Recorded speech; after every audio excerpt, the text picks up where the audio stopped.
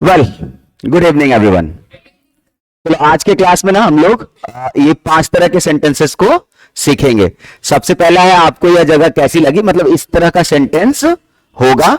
दूसरा है खेलते हुए समय का पता ही नहीं चलता, ठीक है ना, या जैसे काम करते करते समय का पता ही नहीं चला, इस तरह का सेंटेंस होगा। तो उसको कैसे बनाएंगे? अगर बारिश हो गई तो इस तरह का सेंटेंस, मुझे लगा था कि तुम नहीं आओगी, इस तरह का भी सेंटेंस जो पहले से हम अज्यूम करके रखते हैं, ठीक है ना, और वैसा हो जाता है तो ऐसे इस तरीके से बोलते हैं। मेरे होते हुए तुम उसे देख भी नहीं सकते हो। इन सारे सेंटेंसेस को कैसे ट्रांसलेट करेंगे, सबको वन बाय वन करके हम लोग सीखते हैं। तो ये पैटर्न है। इससे पहले हम लोगों ने पैटर्न तकरीबन आई थिंक 7 हम लोगों ने पढ़ रखा है, ठीक है ना। बीच में शायद एक आध मैंने वैसे ही पढ़ाया होगा। वेल, अभी 8 नंबर पैटर्न से स्टार्ट करते हैं। सबसे पहला है पैटर्न नंबर 8 में। इसमें इसको जब हम बनाएंगे तो इसमें हाउ डिड यू, इसमें फाइंड या लाइक का प्रयोग करना है, बाकी रेस्ट पार्ट को बनाना है। बहुत इजी है, सिर्फ मैं बताऊंगा, आप उस तरीके से सेट करेंगे, आपको आराम से समझ में आ जाएगा। तो देखो यहां पे लिखा हुआ है, आपको यह जगह कैसी लगी, आपको यह जगह कैसी लगी, आपको हमारा स्कूल कैसा लगा, आपको यह खाना कैसा लगा, आपको यह ड्रेस कैसी लगी, आपको हमारा शहर कैसा लगा, आपको मेरी बात कैसी लगी, आपको यह गाना कैसा लगा, आपको यह फिल्म कैसी लगी, एक लास्ट में भी है, आपको यह किताब कैसी लगी। तो इस तरह के सेंटेंस को बनाने के लिए हम स्टार्ट करते हैं हाउ डिड यू फाइंड। कैसे स्टार्ट करते हैं? How did you find. यहां पे डिड इसलिए लगा कि सेंटेंस पास्ट में है, ठीक है ना, इसलिए यहां पे डिड का प्रयोग है। तो इसको बनाने के लिए आपको यह जगह कैसी लगी, तो सिंपली लिखेंगे हाउ डिड यू फाइंड या लाइक, दोनों में से जो आपको सूटेबल लगे। बनाते बनाते कंसेप्ट क्लियर हो जाता है, तो फाइंड और लाइक का एग्जैक्ट प्रयोग करने लगता है आदमी। लेकिन आप यहां पे अभी चूंकि सीख रहे हैं तो आप फाइंड या लाइक दोनों लिखे, दोनों सही है। तो हाउ डिड यू फाइंड या लाइक यह जगह, दिस प्लेस। बस सिंपली इसको इसी तरीके से पुट कर देना है और एक इंट्रोगेटिव साइन दे देना है। How did you find this place या how did you like this place. उसी तरीके से आपको हमारा स्कूल कैसा लगा, तो हाउ डिड यू फाइंड या लाइक, ठीक है ना, माई स्कूल, ठीक है। तीसरा है आपको यह खाना कैसा लगा, तो हाउ डिड यू, मैं लाइक से भी बना सकता हूं, लाइक दिस फूड, ठीक है। आपको यह ड्रेस कैसी लगी, हाउ डिड यू लाइक या फाइन, ठीक है, दिस ड्रेस। कोई दिक्कत? क्या हो जाएगा इसका? आपको हमारा शहर कैसा लगा, हाउ यू लाइक या फाइंड, दोनों लिख सकते हैं ना। क्या हमारा शहर, आवर सिटी, वेरी गुड। आपको मेरी बात कैसी लगी, हाउ डिड यू फाइंड क्या, माई पॉइंट, या लाइक भी कर सकते हैं ना। बात के लिए क्या लिखेंगे, पॉइंट, यानी कि मैंने जो तर्क दिया, जो बात बताई, वो कैसा लगा। आपको यह गाना कैसा लगा,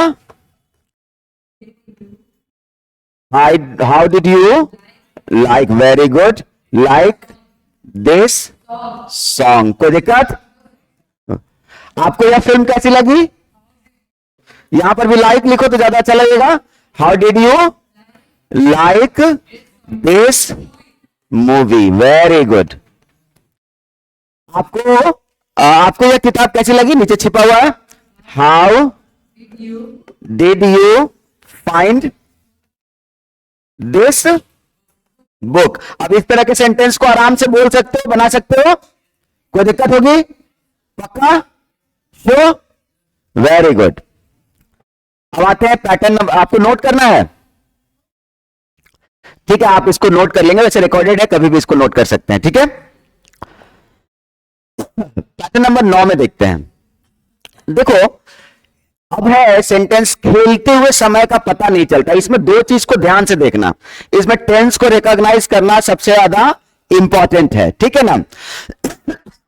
तो यहां पे कुछ सेंटेंसेस है, पहले मैं पढ़ देता हूं। खेलते हुए समय का पता ही नहीं चलता, मूवी देखते हुए समय का पता ही नहीं चला, किताब पढ़ते हुए समय का पता ही नहीं चला, काम करते हुए समय का पता ही नहीं चलता, खाना बनाते हुए समय का पता ही नहीं चलता, डांस करते हुए समय का ध्यान ही नहीं रहता, कॉफी पीते हुए समय का पता ही नहीं चला। अब देखो इसमें दो तरह के सेंटेंस हैं, दोनों को रिकॉग्नाइज करके देखो, पहला और दूसरा को देखो। खेलते हुए समय का पता ही नहीं चलता है, ये एक रेगुलर रूटीन, मतलब एक हैबिचुअल ऐसा चीज है जो मतलब ऐसा नहीं कि एक बार घटित हुआ हो, ये रेगुलर है, यानी कि जब खेलता है तो समय का पता नहीं चलता है। उसी तरीके से दूसरा सेंटेंस अगर देखते हैं तो मूवी देखते हुए समय का पता ही नहीं चला है, यानी कि ये काम बीत चुका है, मूवी देख रहे थे समय का पता ही नहीं चला। तो यही ध्यान देना है, अगर सेंटेंस काम बीत गया होगा तो उसको पास्ट में बनाएंगे, और अगर नहीं बीता होगा तो उसको प्रेजेंट में बनाएंगे। तो ये वैसे जनरल देखो, अगर चलता ता रहेगा तो समझ जाना कि प्रेजेंट में है, और आ ए ई की मात्रा से ला ले ली इस तरीके से रहे तो आप समझ जाएंगे कि वो पास्ट है। वैसे पढ़ने पर आराम से क्लियर हो जाता है। तो यहां पे आपको करना क्या है, अगर प्रेजेंट रहेगा तो लिखना है टाइम फ्लाइज, क्या लिखना है, टाइम फ्लाइज, और अगर पास्ट रहेगा तो आपको लिखना है टाइम फ्लू, ठीक है। उसके बाद आपको लिखना है वाइल, सब में लिखना है, उसके बाद वर्ब लिखना है, और इसका जो रेस्ट पार्ट होगा वो आपको लिख देना है, यानी जितना बचा हुआ भाग होगा उसको लिख देंगे। तो देखो खेलते हुए समय का पता ही नहीं चलता है, तो हम सबसे पहले लिखेंगे टाइम, पता नहीं चला यानी चलता है, कहने का मतलब है कि प्रेजेंट में है, तो इसीलिए मैंने लिख दिया फ्लाइज। तो टाइम फ्लाइज वाइल, उसके बाद क्या लिखना है, वाइल। अब क्या है, खेलना, तो इसमें जो वर्ब रहेगा ना वो चौथे फॉर्म में होगा, यहां पे वर्ब का चौथा फॉर्म यूज करेंगे, क्या करेंगे, चौथा फॉर्म। तो टाइम फ्लाइज वाइल प्लेइंग, यानी कि खेलते हुए समय का पता नहीं चलता रहता, कि क्रिकेट खेलते हुए समय का पता नहीं चलता, तो time flies while playing cricket, got it. उसी तरीके से मूवी देखते हुए समय का पता नहीं चला, यानी कि मूवी खत्म हो गई, जितना देर देखे उस समय पता नहीं चला कि कितना सा टाइम बीत गया, यानी कि पास्ट है। तो हम लिखेंगे टाइम फ्लू, क्या लिखेंगे, फ्लू, फ्लाइज की जगह पे क्या कर देंगे, फ्लू वाइल, ठीक है। वॉचिंग, V4 करना है, वॉचिंग मूवी, यानी कि मूवी देखते हुए समय का पता ही नहीं चला। बहुत इजी है बनाना, बस एक बार कंसेप्ट दिमाग में बैठा लोगे आराम से इसको बोल सकते हो, गॉट इट। उसका किताब पढ़ते हुए समय का पता ही नहीं चला, यह भी बीती हुई बात है, यानी जितने देर पढ़ रहे थे हमको पता नहीं चला कि भैया 1 घंटा हो गया, 2 घंटा हो गया, किताब पढ़ने में मगन हो गए थे। तो उसी तरीके से हम लिखेंगे टाइम फ्लू, ठीक है, वाइल रीडिंग द बुक, किसी पर्टिकुलर बुक की बात बोल रहे हैं इसलिए द बुक की है।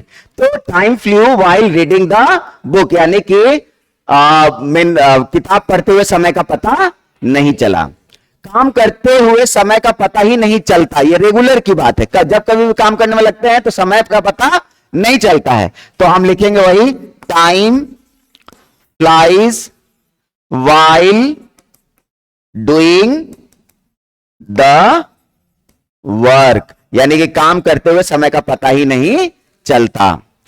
खाना बनाते हुए समय का पता ही नहीं चलता, यानी कि जब खाना बनाने में चल लगते हैं तब 1 घंटा 2 घंटा 3 घंटा बीत जाता है, पता नहीं चलता है। तो उसी तरीके से बनाएंगे टाइम फ्लाइज, ठीक है, वाइल कुकिंग, कुक का मतलब ही होता है खाना बनाना, तो कुकिंग लिख सकते हैं, फूड लिखने की आवश्यकता नहीं है। तो टाइम फ्लाइज वाइल कुकिंग, देखो बड़ा आसानी से बन रहा है कि नहीं बन रहा है, it's quite simple to translate, बहुत छोटे छोटे ट्रांसलेशन मतलब तरीका है, स्ट्रक्चर है जिसको आराम से ऐसे सेंटेंसेस को बनाया जा सकता है।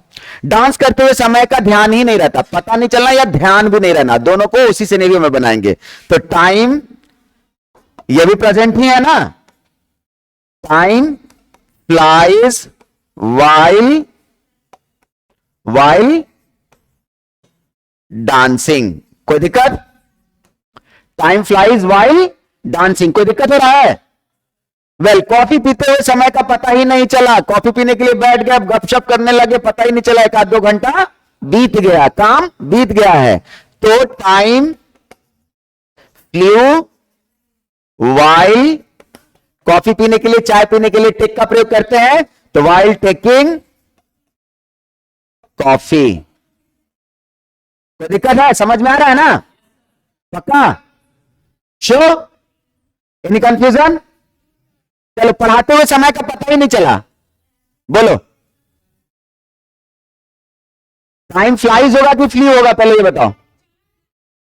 Very good, time flu teaching, very good, बहुत अच्छा। आपसे बात करते हुए समय का पता नहीं चला, इसको बनाओ।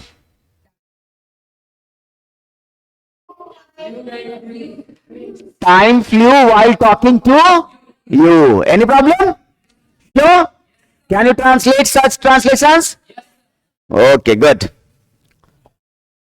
अब आते हैं पैटर्न नंबर 10।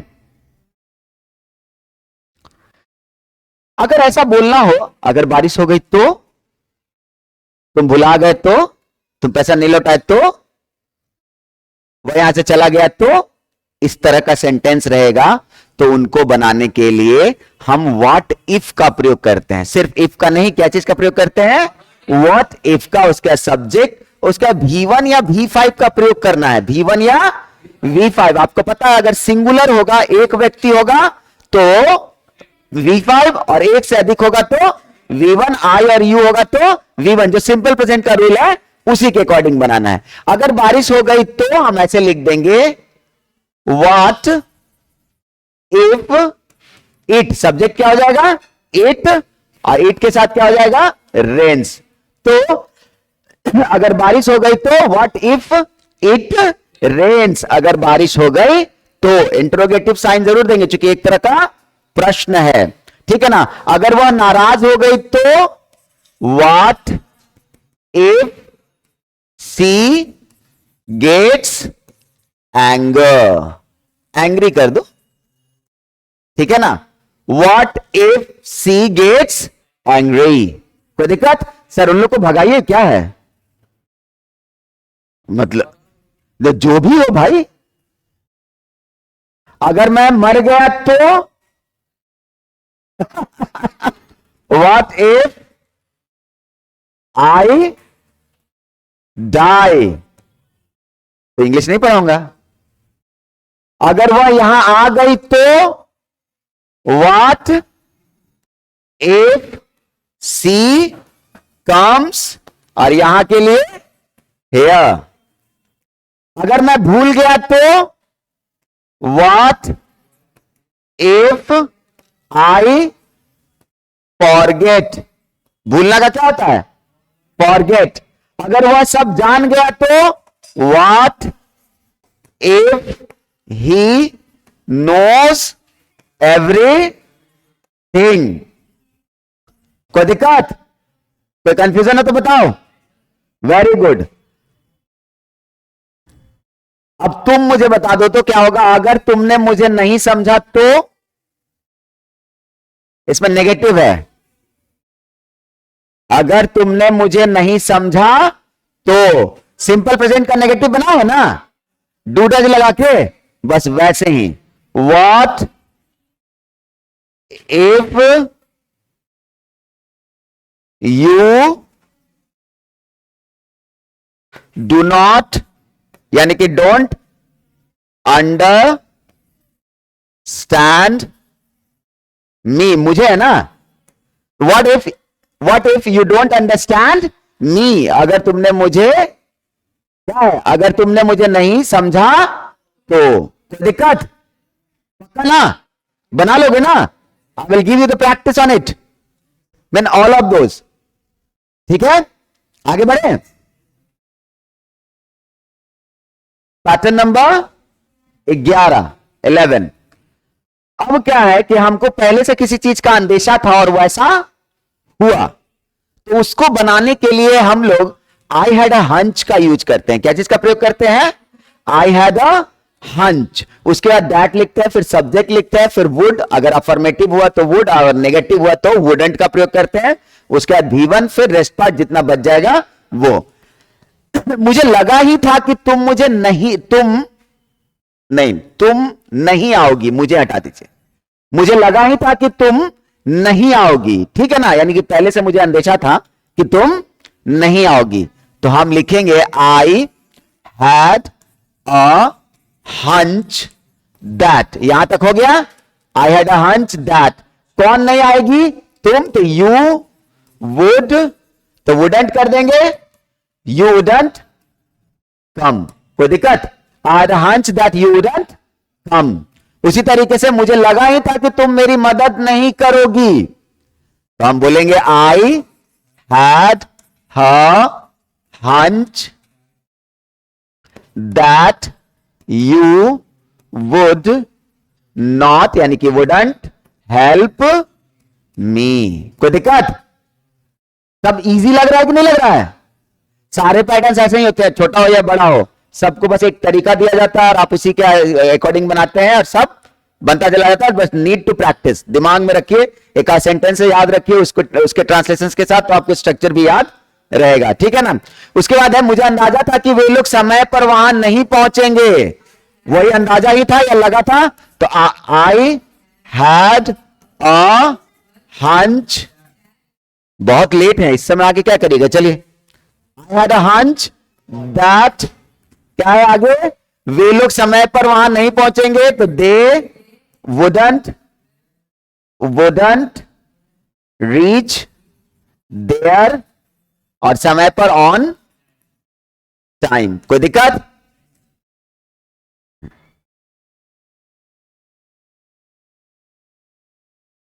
मुझे अंदाजा था कि वह मुझे धोखा देगा। आई had a hunch that he would cheat. कैसे? नहीं रहेगा तब ना वुडंट करेंगे। चीट, मुझे के लिए, me. I had a hunch that he would cheat me. मुझे लगा था या मुझे अंदाजा था कि वह मुझे धोखा देगा। मुझे लगा ही था कि तुम खाना नहीं बनाओगी।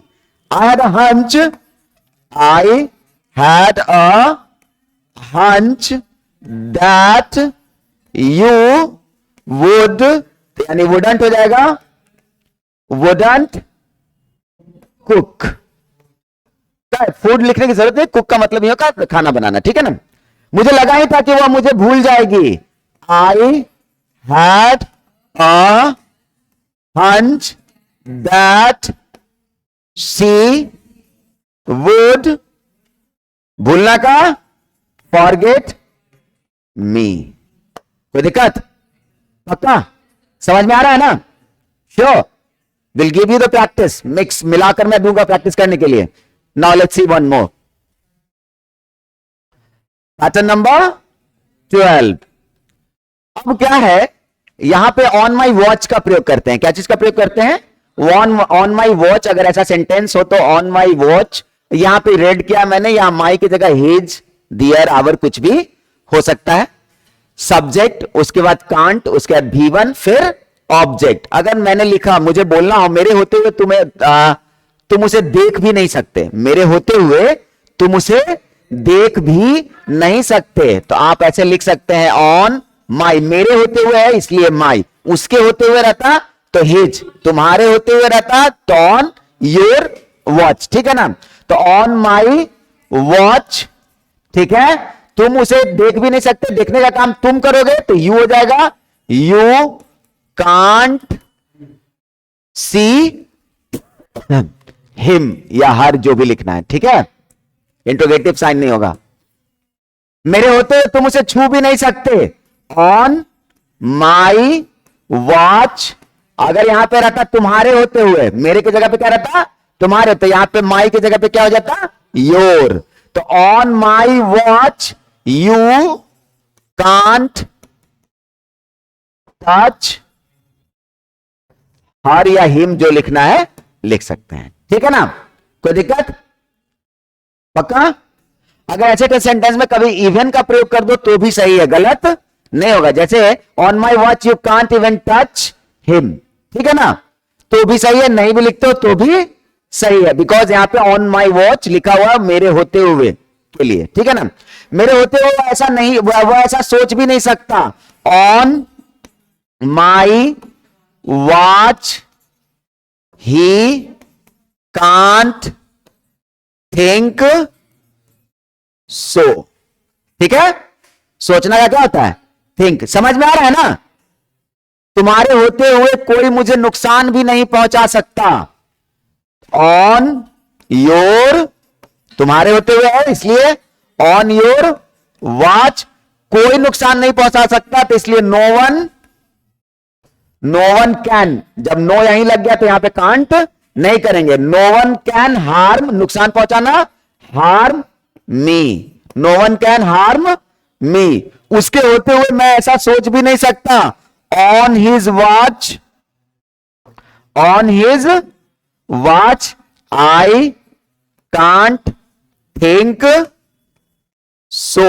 कोई दिक्कत? समझ में आ रहा है? पक्का? तो प्रैक्टिस कर सकते हैं अब आप। So giving you 5 minutes to revise. आप एक बार रिवीजन कर लीजिए सारा जो मैंने वो अभी बताया है पांचों, फिर मैं मिक्स करके आपको देता हूं बनाने के लिए, and then show me. Okay?